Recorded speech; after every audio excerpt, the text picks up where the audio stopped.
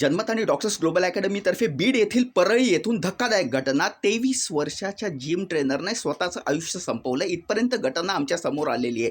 ही पहिली घटना नाही. माझ्या मानसोपचार तज्ज्ञ मित्राशी, ज्याला सायकॅट्रिस्ट म्हणतात, त्याच्याशी मी चर्चा केली. त्याने एक वाक्य सांगितलं, शरीराचा फिटनेस हा स्नायूंमध्ये असतो आणि मनाचा फिटनेस हा मेंदूमध्ये असतो. जिम ट्रेनर, फिटनेस ट्रेनर्समध्ये आत्महत्येचं प्रमाण वाढलं आहे, किंबहुना आत्महत्येचं प्रमाण सर्वच गटात वाढलं आहे.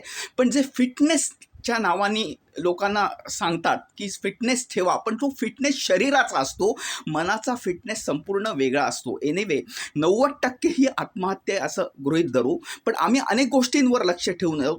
पोलिसांची स्टेटमेंट्स काय येत आहेत, फोरेन्सिक रिपोर्ट्स काय येत आहेत आणि पोस्टमॉर्टेम रिपोर्ट्स काय येत आहेत. जसजसे अपडेट मिळतील तसतसे आम्ही तुम्हाला देण्याचा प्रयत्न करू. ही दुर्दैवी घटना आहे.